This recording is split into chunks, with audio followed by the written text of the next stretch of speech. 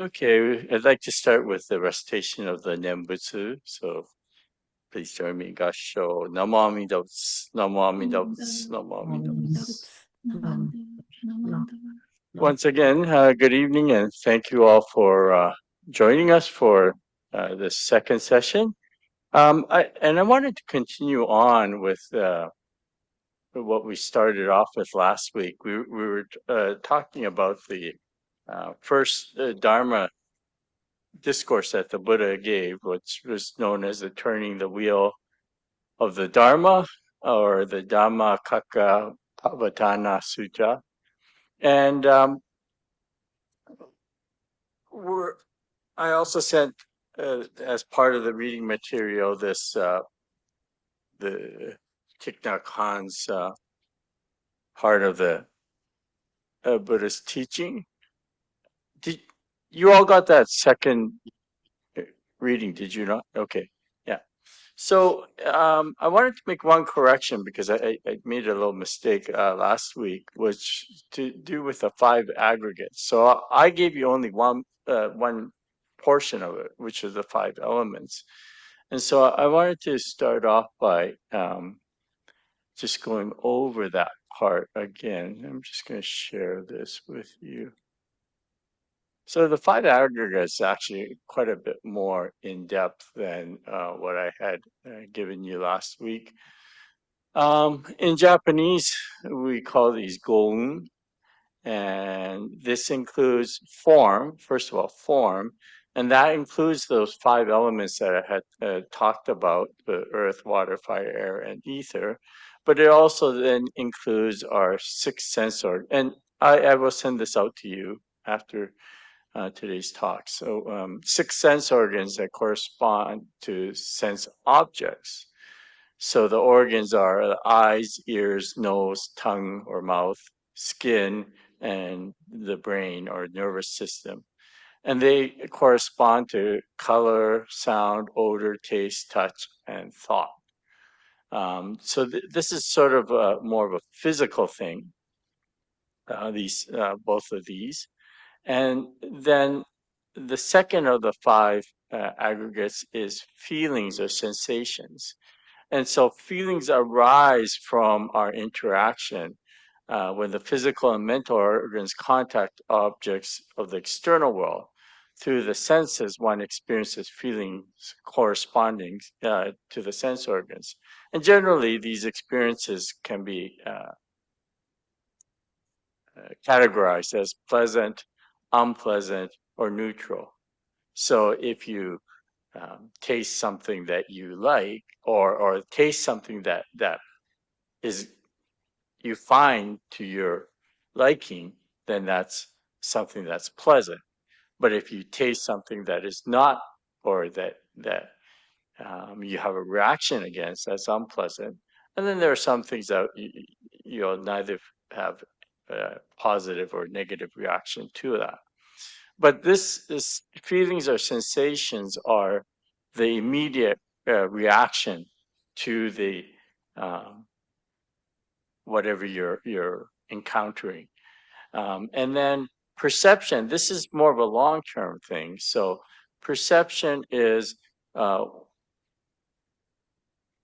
past experiences, you can have already an idea. So a good example of this is ice cream, right? Um, when we see ice cream, we automatically know already, oh, I'm going to like this because of our past interactions, right?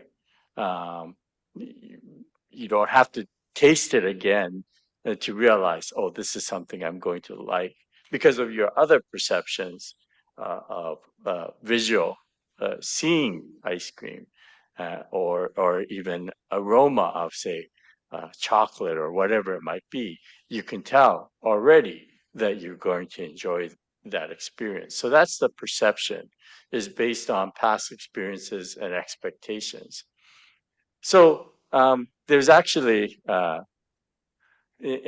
kids used to watch these Japanese game shows where they do things like they'll have, as an example, ice cream and they'll have five different ice creams, except one of them will be wasabi, and the others will be ice cream. So the contestants, when they first look at it, they all think, "Oh, ice cream." So the mind perceives it as something pleasurable, and then of course one of the contestants would take the wasabi ice cream, and we have a complete separate reaction to that because the perception that they had of the ice cream before, or was completely different from what the reality was. So this perception is based on our past experiences. Okay, and then finally, or the fourth is the volition or mental formation. So again, this is when you see the ice cream, you will actually make the endeavor to go and get that ice cream, um, because of your perception of liking it, right? So that's a mental action that you're taking, right? I reach out. I want to have that ice cream. So that's a mental. So that's the volition, and then finally the consciousness.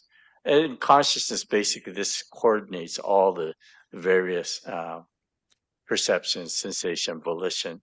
Our conscious mind makes that decision.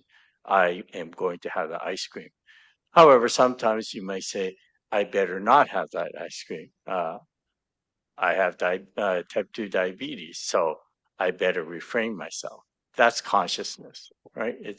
It's not just the of going by your urges or your desires. You actually have a conscious decision making process. But these five aggregates, the thing about them is that they are all uh, constantly changing, and they mesh and coalesce, and they create, um, they're in constant flux. They're always changing. So what we perceive may not be what we remember, or a good example of that is there's some people as they age, their taste buds begin to change, and so your perception, or the food that you eat might not be the same as what you recall before, and so because of that, um, all these phenomenal ego exists only momentarily, and they lack permanency. So there's nothing about this that remains the same. And so what exists is all based on causes and conditions, and there's no such thing as a static self, right? So the Buddha was talking about this when he talks about the five aggregates. When if we grasp the five aggregates as though they constitute a self, this creates suffering, right? So if we think that all these five aggregates that are constantly in flux, is to be seen as something that is permanent, that's where we begin, or that's one of the roots for our suffering. And this was the attachment to the body and the environment around us, right? That's what these five aggregates is basically talking about. And a couple of good examples of this five aggregates. And I read this, I can't remember which book I read it, but they were talking. So Arthur Schopenhauer was a 18th century German philosopher, and he came up with this theory of happiness, that the happiness or sense of fulfillment is based on a numerical ratio of possessions versus desires. So the more desire we have, the more we want to possess, and that creates unbalance. The less desires, or if we can control our desires, then we are uh, we have a better sense of happiness. So his philosophy was actually quite Buddhistic in that sense, in that he was talking about the balance, basically, of desire and happiness. And when we see that in our lives today. And then another one is, of course, a good example is a relationship between husband and wife. And I was watching this comedian, his name was Don McMillan. He had a very interesting shtick. He was talking about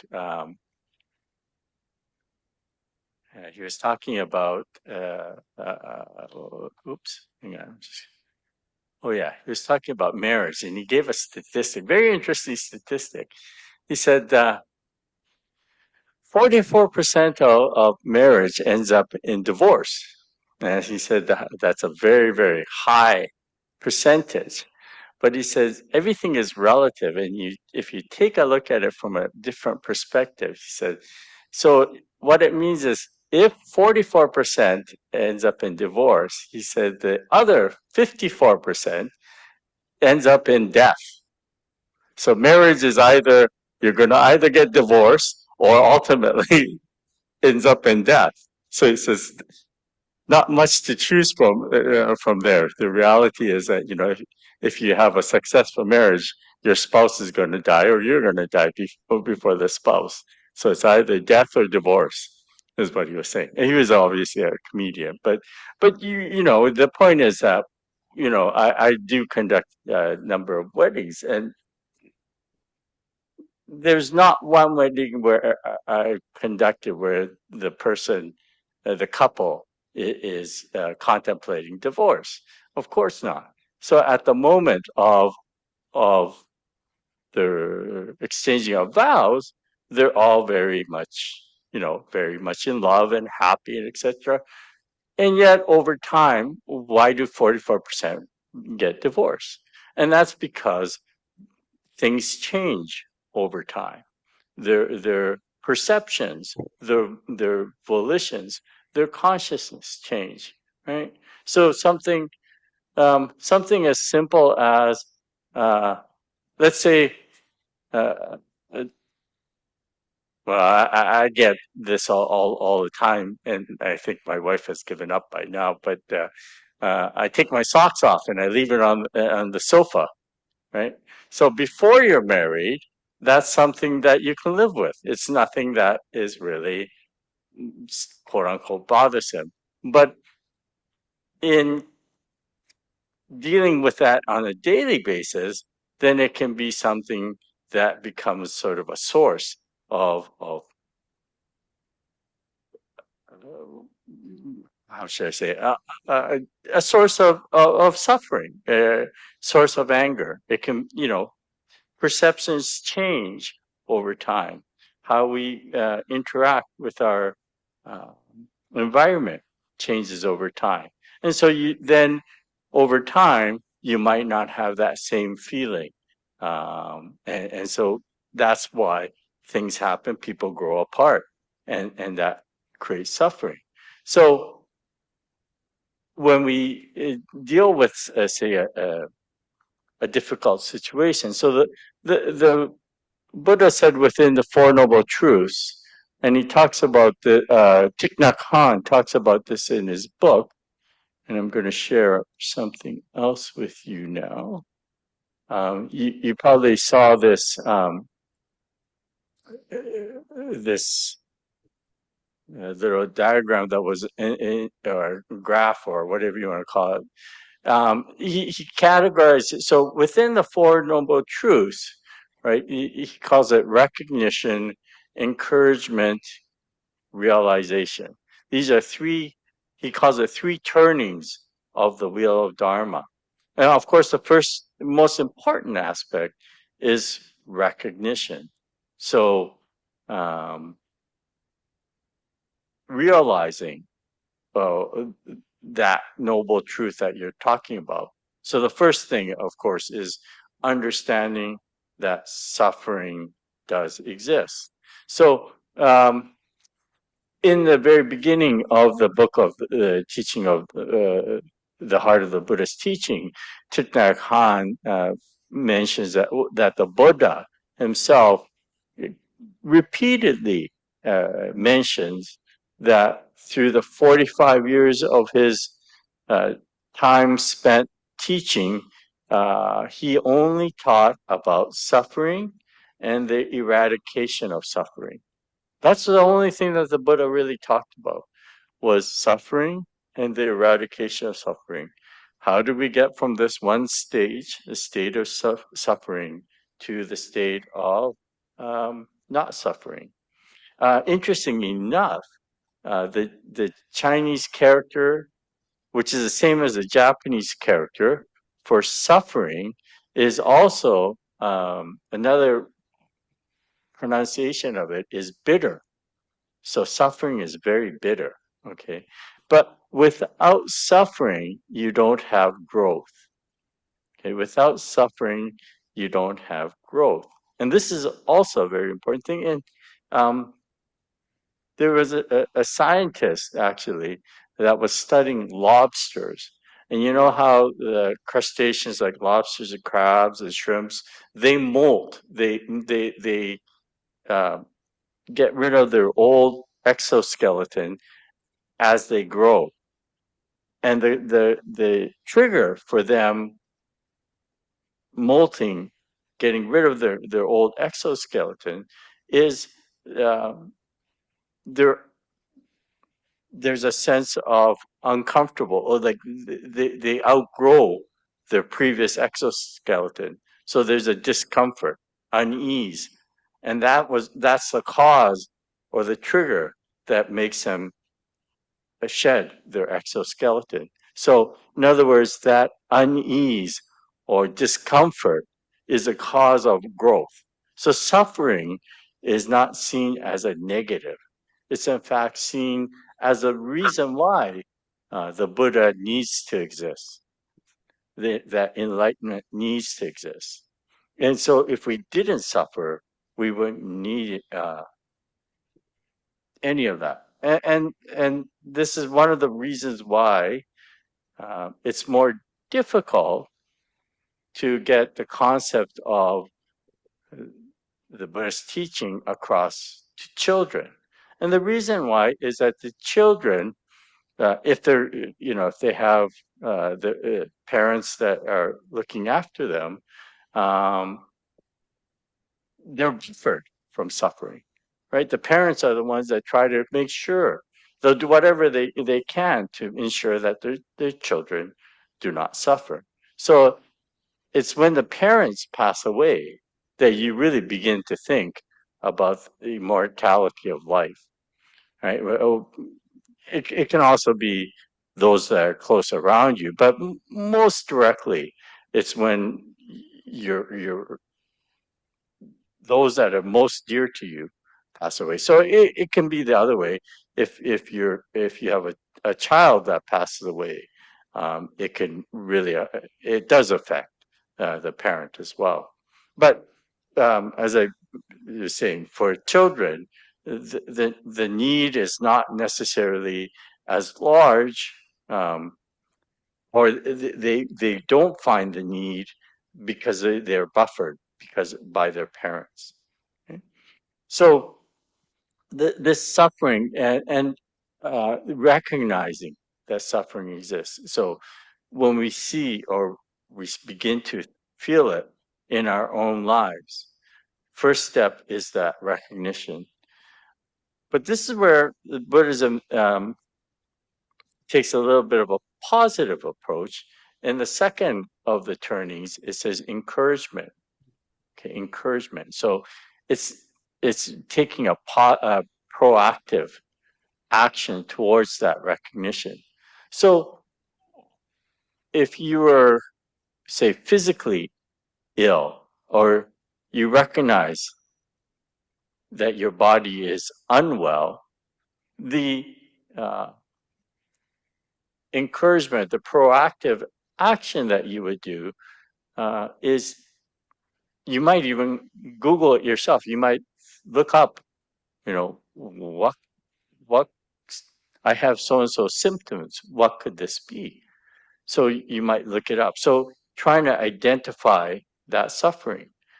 And then finally, the third is realization, that understanding of what that is. So you might also go to a doctor and they'll give you a much better understanding of that. Okay. So then the doctor would say, if you go say, what is the cause of that suffering? And again, there's three processes. First of all, recognition.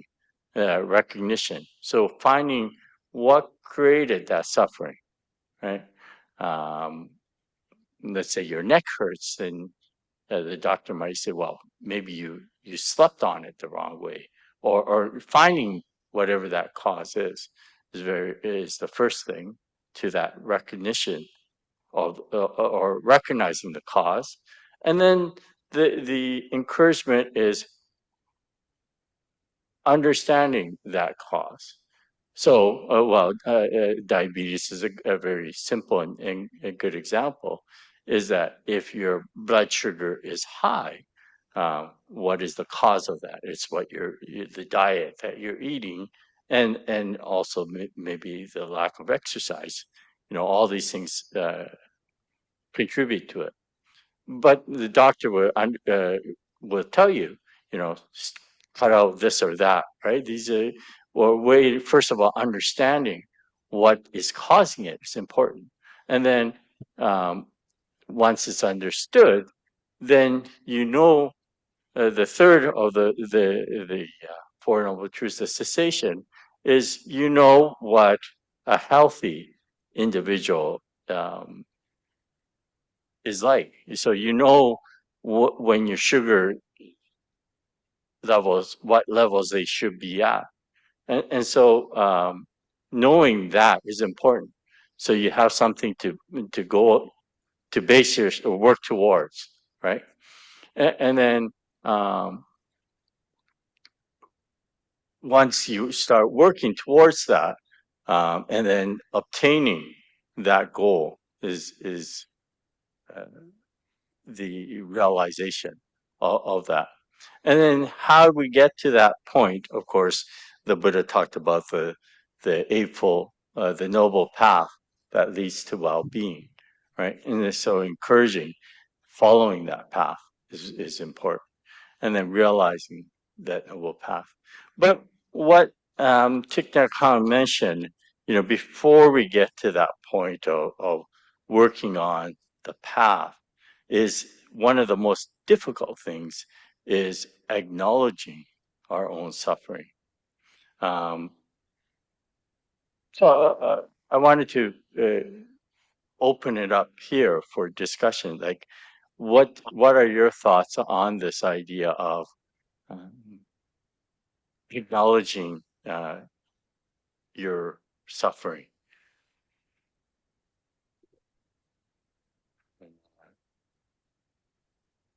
Lorraine, do you want to Yeah, start off?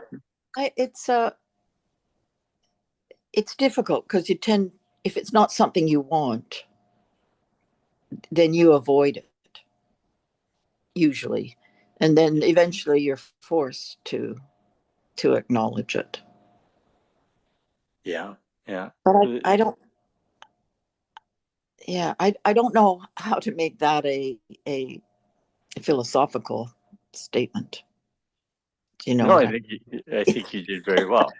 Yeah, I think that's true. It's very, very difficult, um,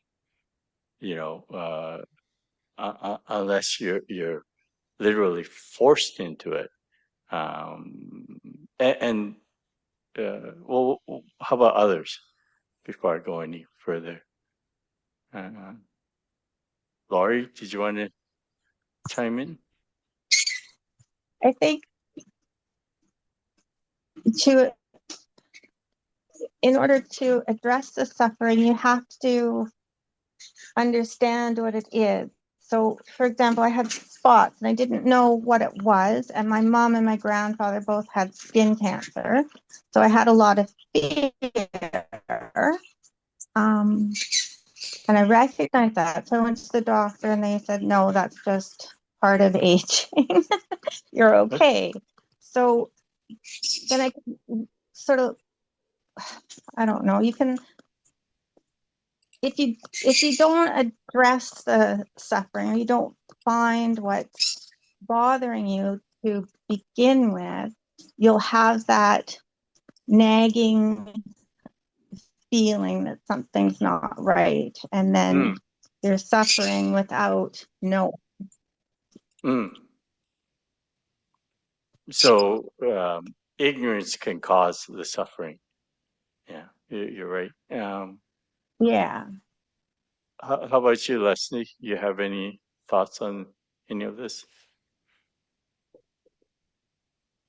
I guess if we look along the same lines of what I've been going through lately is it would have been really I didn't want any suffering, so I'd ignore this lump on my neck, but I knew that I couldn't ignore that suffering and I had to go find out what the cause was, which I'll let y'all know it was cancer.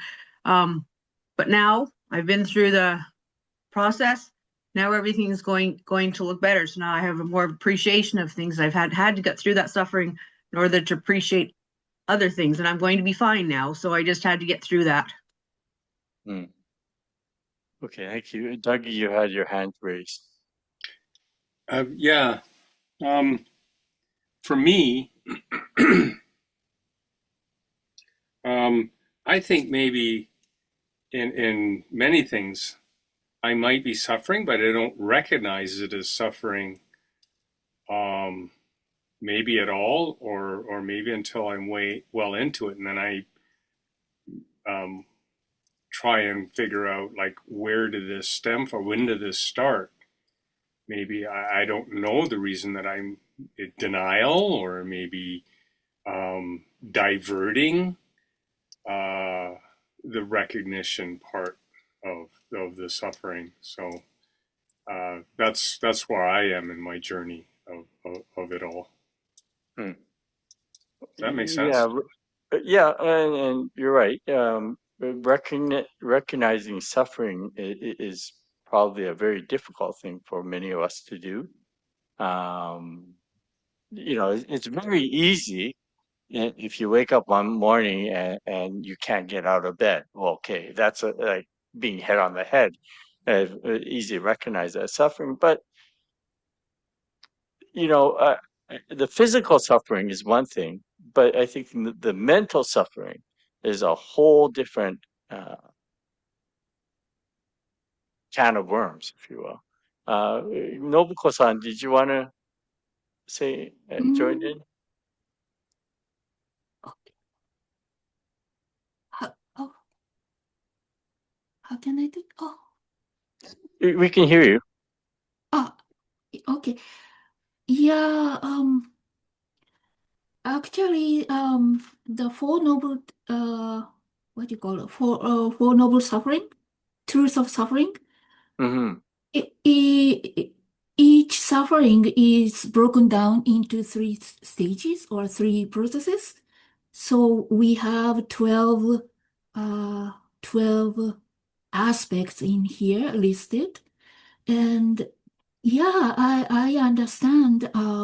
The first one is very important and very difficult for me because I tend to ignore to recognize it or want to escape from it. Mm. But I need some courage to look at it. Mm. Then, yeah, then I can find the solution maybe. Um, so, mm, so I need courage. And to me, the recognition, if I can gain the recognition, maybe I think, oh, I am halfway done, something like that. So maybe the recognition is important, and then it starts from there to encouragement and then realization. So it, I learned that these processes are not something negative, but it's very positive so that we can have a better, happier life. Right, right, right. And I think if you read the Thich Nhat Hanh's book, he talks about embracing Yeah, your suffering. You yeah, know. exactly. don't run away from it, but embrace Right. the suffering. Yeah. But that's also a very difficult thing to do. I Yeah. agree with you. Yeah. Yeah. Yvonne, did you have anything you wanted to share with us?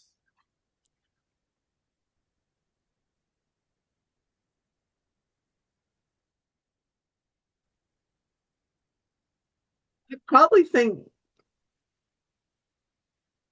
the main source of my suffering is my ignorance. Uh, Because I'm you're cutting. I I, can't. You're you cutting can't in hear and me? out. Oh, okay. Uh, I don't really know, um, like why, how I define it as suffering, or if it's something that I can define on my own, or even fully diagnose my own suffering. I think somebody would have to tell me, Hmm. that what's wrong with me as well, to see, because I think I have a lot of, a lot of my ignorance and anger and greed kind of manifest out to where, I'm suffering, but I'm probably causing other people to suffer. I probably need that feedback, Hmm. but it's kind of hard to recognize the totality of your suffering, because you have a bias of you're focusing either on a physical aspect, or maybe, a mental aspect, and it might be, the source of it might be something entirely different, or something that you're denying. So it's hard to tell, with diseases a lot of times, especially, emotional and mental ones, what's really a physical disease and what's a, behavioral issue. And I think my behavioral issues cause me more suffering than my physical issues do. Hmm. Yeah, that's an interesting point because uh, what is the term they say? Uh, pain pain is inevitable. Suffering is optional. So the physical pain it's unavoidable, but how you suffer from that physical pain can differ, right? And I don't know that I'm sure when you're going through the physical pain, you might not think of it that way, but um, I've heard that saying before. Tomoko-san, we haven't heard from you. Suane. Um, I don't know what to say. Um, like you said, suffering is that if you choose to suffer, you suffer. But if you try, I'm trying. If I try to understand what I'm suffering, then I can think about what to do in order Mm, to get rid of that suffering. Um, that's I try every time. So recently, I feel very peaceful. well, that's good. That's nice. Tomoko-san has a really nice view. She I hope you don't mind me sharing this with people, Tomoko-san, but she lives in the complex just beside the temple, and her room actually overlooks our hondo, our main hall. Yeah. So she has a very peaceful view. Uh, um, you know, yes, this whole idea of dealing with that suffering. So, one of the interesting things that Thich Nhat Hanh had mentioned in that writing was that uh, meditation becomes an important way of coping. And he was saying that, there's two things uh, when we talk about Buddhist meditation, there's part of it is called samantha, and that is to stop, to calm yourself, to settle yourself. And so the first step with suffering, of course, is to breathe and stop, and um, trying to focus yourself, uh, trying to um, lower your center of gravity. Uh, I don't know if any of you, if you're baseball fans, but uh, I'm a big Blue Jays fan because I was living in Toronto for 16 years, and I was there when they won the two World Series. And so just the other day, they won the American League championship, and the big play was a home run in the seventh inning, a 3-run home run. And there's been studies about these professional athletes, how they can bring down their heart rate in the heat of the moment. Um, and well, I don't want to equate that to the meditation, but in a sense, they are very mindful of the moment. And so Thich Nhat Hanh mentions that, the one aspect is to stop and slow down. And then vipassana, which is the insight meditation. So, before we can have that insight, we have to stop and calm ourselves down. Uh, Whenever we have visitors into our temple, I will often show them, of course. Let me just.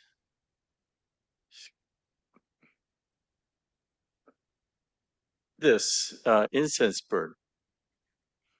So you can see this incense burner that's I'm zooming in on, right? It's at the center of our hondo. And this incense burner is a symbol of balance when people come into the temple. So when you look at this incense burner, so there's two dragons on either side. And the difference is that one of them has its mouth open and one has its mouth closed. And we call this A and N.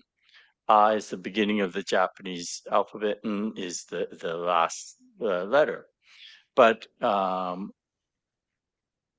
also represents birth and N represents death. So when the incense is burning, that is a symbol for us that from beginning to end, life is constantly changing.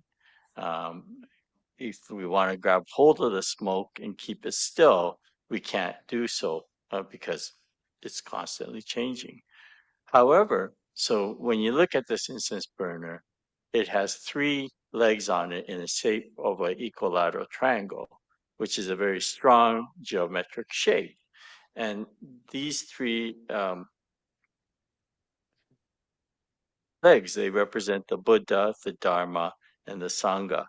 The enlightened one, the teachings, and the community, and that gives us balance.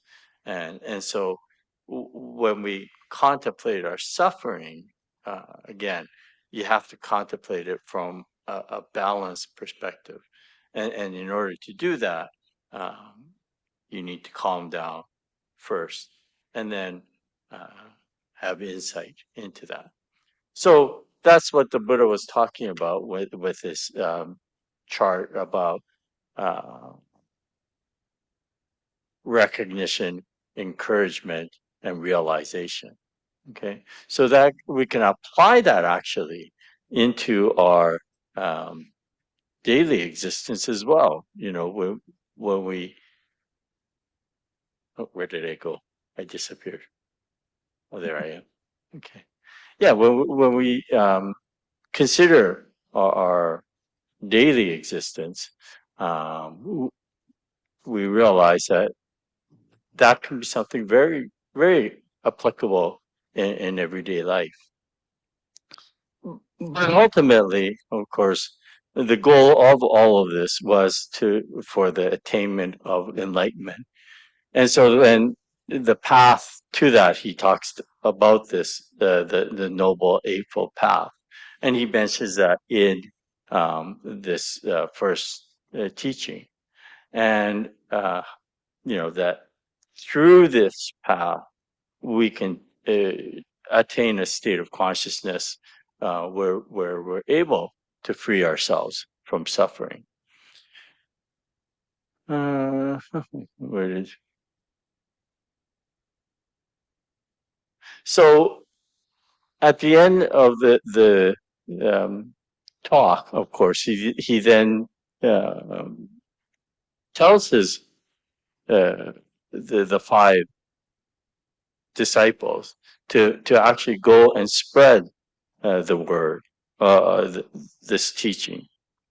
And so this is where, yeah, this is basically the crux of this first teaching, the Four Noble Truths. Does anybody have any questions? I don't have a question, but it seems on a certain level to be very. It can be applied in a very self-centered way, if you know what I mean. Yeah, yes, I do. I do. It can, and there is a caution toward that that this is not. So when we talk about right views and right thoughts, one has to be very careful that we're not. This is an enlightened view. It's not from my own personal perspective. So, if you think, right view means my view, then that could lead to a lot of danger, right? And it is not. It's through uh, examination and realization of the truth. It's a view from the truth, which is not necessarily an easy thing to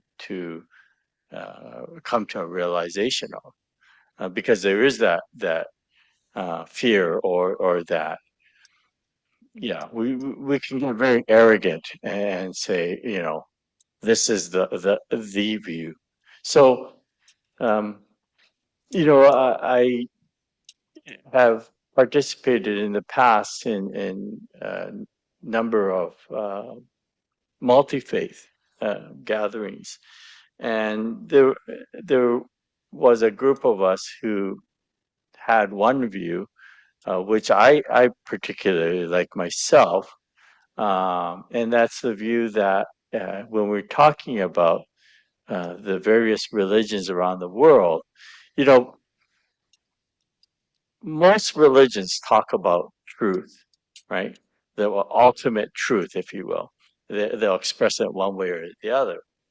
But so the view that number of us share, which I really like, is that when we talk about this ultimate truth, it's like looking at a mountain from different faces. And so when you describe a mountain, looking at it from, say, the southern face, you might describe it as completely different from somebody's viewing that same mountain from the northern face, because it looks very different from the different angles you're looking at it. The only way that you find that you're talking about the same mountain is when you get to the peak, right? When you get to the peak, you realize, oh, we've all been talking about the same thing from a different perspective. What's important, though, is that whichever perspective you're looking at it from, that you actually take a path or you make a decision to take a path and start climbing up that mountain, right? If you go from path to path to path at the base of the mountain, you'll never get to the peak. So you have to choose at some point a path that's right for you and climb up to the mountain. It might lead to ultimately to the same peak, but to me that analogy or that view makes a lot of sense. The other view, of course, is to say my ultimate truth is the only ultimate truth, and all other ultimate truths or all the others claiming truth is a falsehood. And to me, that kind of makes it.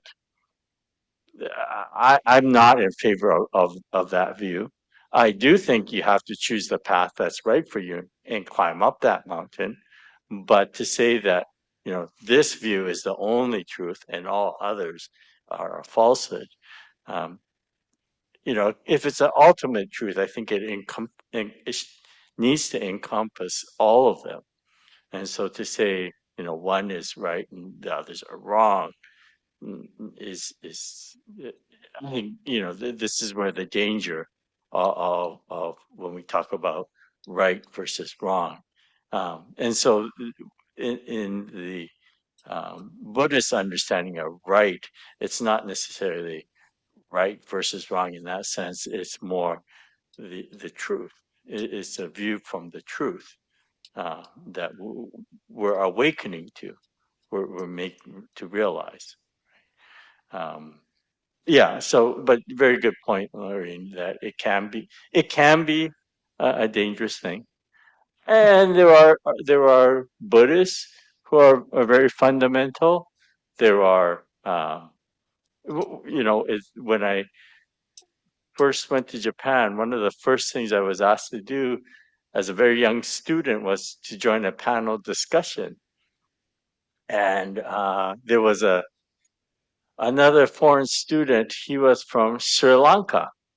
And he looked at us categorically and said, I cannot acknowledge you as Buddhists because your ministers get married and you eat meat, and that's all against the Buddhist principles. So in his view, it was very something that he could not acknowledge or recognize. So and actually, in Thich Nhat Hanh's book, he does recognize that um, through the course of history, um, as Buddhism developed early on, the monks and nuns became so caught up in the practices that there was a backlash towards that, and that was actually the birth of this Mahayana movement, where Buddhism is for all beings, right? Because the way that Buddhism was promoted early on was that only monks and nuns can practice, and the way that the lay supported or received merit was by giving tithing or alms to these monks and nuns, and so the more the monks and nuns became or they became arrogant in their practices, saying that we're basically almost the chosen ones to practice. Then that's where the backlash came, and that was when this movement, Mahayana movement, that the teachings are for everyone, came about. So yes, it can be dangerous if it's misunderstood, but Thich Nhat Hanh also mentioned that was understanding correctly the teachings is very important, because he said there were cases where things were taken out of context. A very good example of that also is in the teaching of the Buddha, the orange book. I didn't have it on me right now, but the orange covered book, the teaching of the Buddha, um, that is produced by the Buddha Dharma Foundation or Bukkyo Dendo Kyokai. Um, in there are sections that are perhaps not as acceptable to women in our modern day society, right? So there's a line, for instance, that the role of a good housewife is not to squander the hard-earned money of her husband, right? And I know some women have taken offense to such comments, but if you take out the gender from that, it does make sense. It could say the role of any spouse is not to squander away the harder money of your spouse, right? If you take out the gender aspect, of course, you have to put it into context. When the Buddha was alive, there were certain um, that's women were in that society. They lived. They were the caregivers of the household. So that's when the Buddha was talking, 2,500 years ago. But the Buddha would be the first person that would acknowledge that in our society, that is probably an inappropriate statement. And there's nothing wrong with changing or updating that to the modern, uh, to our modern lives. As our consciousness change, so the teaching should change.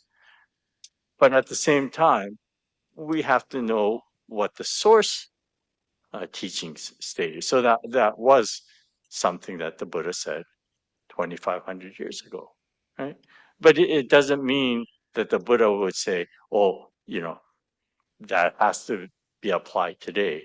He would understand very much that the teaching has to be changed, and that's what Thich Nhat Hanh also mentions in his book, is that you have to take that teaching, ingest it for yourself and understand it and realize for yourself, the truth in the teaching. There is a Japanese phrase, uma no mimi ni nenbutsu, which means reciting Namo Amida Butsu to a horse's ear, right? And that means the futility of an action, right? And so, unless the teachings mean something to you, it doesn't matter what the teachings say. It's meaningless. So it has to mean something to you, and that's where the Buddha, although it's a teaching that is for everyone, it has to really mean something to each individual. Um, any other comments or questions? Or Yeah, that kind of leads into what I was wanting to ask Sensei or the group in general, if you don't mind. In the readings, the heart of the Buddha's teachings, in chapter 4, page 18, it ends with a comment that says, when a piece is missing or has been added, this is the overall views of the teachings of the Buddha, we have to recognize it and repair the damage. And so I'm presuming that it's then the teachings are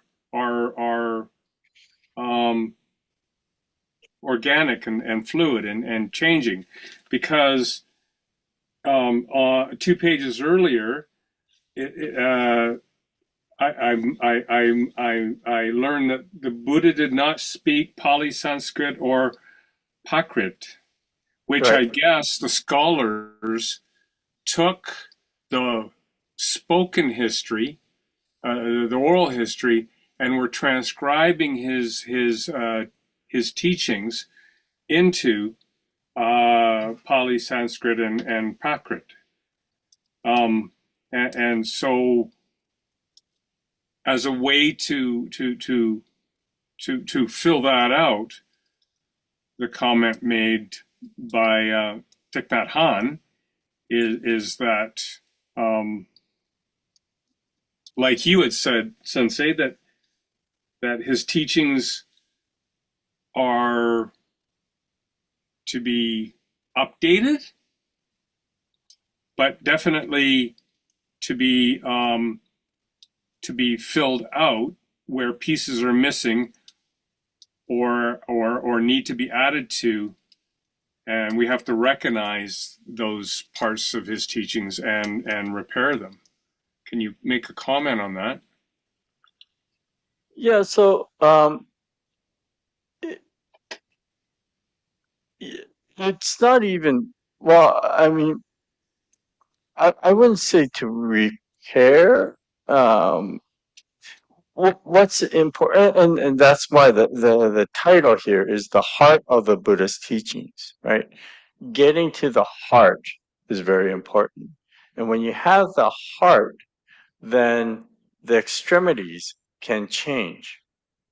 Okay? So if you know the core, or if the core is true, then the outer trappings are secondary. So an interesting thing is that if you go to different countries in Asia, the Buddha in Sri Lanka looks very different from the Buddha in Thailand, and the Buddha in Vietnam looks very different from the Buddha in Japan. And so even though we're talking about the same Buddha, if you look at them, they all look quite different. Okay? And a lot of that is because of, I'm not going to say cultural appropriation, but cultural development, right? So the Japanese Buddha has a very much more Asian features to it than, say, a Buddha from Sri Lanka, which has a much more South Asian look to it, right? So those are the external trappings, or the external, yeah, the can and do change, but it's the heart of the teaching that remains constant. So this is why we can have gatherings amongst different Buddhist groups, and have that connection to say we're all Buddhists together, because the heart, the source, the core of it is all the same. So yes, it does change, it develops, but the core has to be there. And that's why if you look at Jodo Shinshu teachings, the outer trappings are quite different from the vast majority of Buddhist schools. You know, I am not a monk. Well, I did get shaved when I took my ordination, but in Jodo Shinshu, we have the option of either leading a more celibate lifestyle, or one can actually have a family as a minister. This was because Shinan Shonin himself, so the founder, actually openly got married. Interesting point about that, though. Technically, when he got married, he was no longer a monk, because he had been defrocked by the government. So he was actually a lay individual when he got married. That's getting a little technical, but we do, you know, we, our outer trappings are very different from the vast majority of schools. We have the BC Buddhist festival annually, and when we participate in that, it's quite fascinating, because majority of the different Buddhist schools in the different countries, the sangha is literally used for the ordained. Okay, so that, like in Jodo Shinshu, when we talk about sangha, we talk about a larger community, all of the followers listening together. But in vast majority of the countries, when they say Sangha, it is literally from monks and nuns. So when we go to these BC Buddhist celebrations, they offer us the opportunity, or they recognize us as monks as well, and so we're included with all the other monks and nuns, and we're the only ones that have hair amongst the group. Everybody else is bald headed. Okay, so our outer trapping is definitely very different from the rest. Um, and it is quite fascinating when we participate, how much of a dichotomy there is between the lay and the monks and nuns in other Buddhist schools. And this is also why when you come to a Jodo Shinshu temple, you'll find the area that the congregation sits is much larger than the altar area. And that's because it's purposefully designed for people to come and listen, for anyone from all walks of life to come and listen. So many of the other schools, you won't even have, or you'll have, it's a place for practice. So there are many of the schools, they don't have any sort of a play area where the congregation sits. It's really a place for practice. Sorry, I don't know if I answered you or not. I may have gone off a tangent. Yeah, you did, and I continued to learn even more. So thank you. Any other questions or comments? So next week, I am going to send you the material from the other book that I was talking about,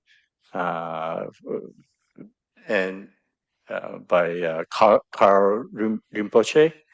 And this one gets more into the mind, but it's a fascinating read. So I will send you that material. Probably, I've got deadlines for articles this Friday, so probably after that. But I'll send it out to you sometime this weekend. Okay. And if there are no other questions, then thank you all for joining us again tonight, and see you next Wednesday night. Thank you. Okay, thank you. Thank you, Sensei. You. Thank you very much. Yeah. Thank you. Good night.